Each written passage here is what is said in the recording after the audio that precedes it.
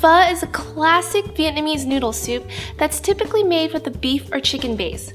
But in light of the holidays, I'm going to share with you a solution to use up your Thanksgiving Turkey Day leftovers. We're going to make turkey pho. We're going to take a little bit of a shortcut though. Instead of spending 8 hours in the kitchen, we're going to use a leftover turkey carcass because it's already roasted and the bone has so much flavor already. I'm using 2 leg bones and placing it in a big pot along with 4 cups of chicken broth, 6 cups of water, and then bringing it to a boil. Now in the meantime, I'm going to toast my spices. I'm using a whole yellow onion and a whole ginger.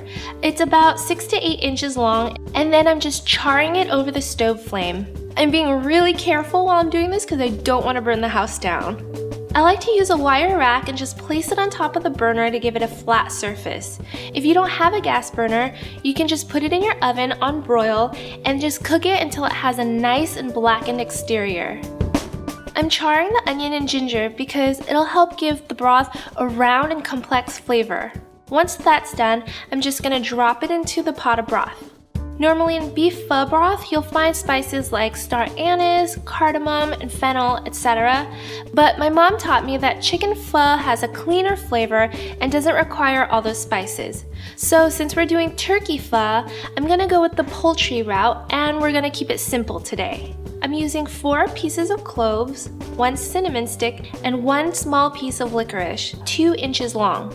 This can be found at any Asian market, and sometimes it comes in a packet that looks like wood chips.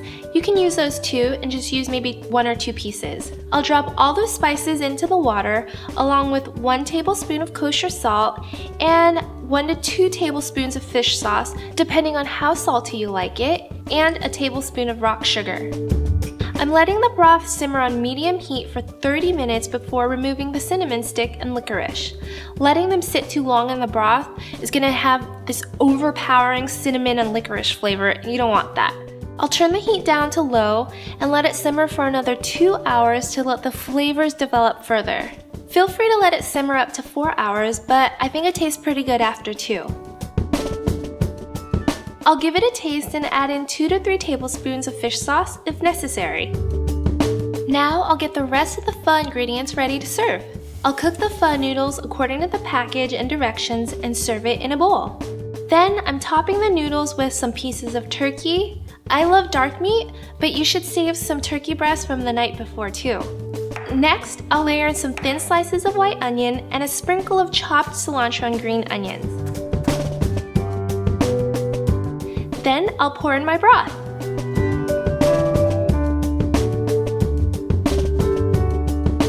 Finally, I'll top it with some Thai basil, bean sprouts, maybe a squeeze of lime, Sriracha, and Hoisin Sauce.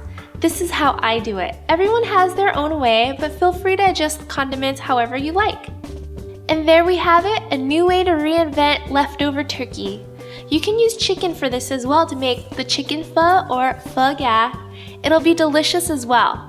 Thanks for watching. Don't forget to share this recipe with your friends and family, and don't forget to subscribe. I'll see you guys next time. Bye!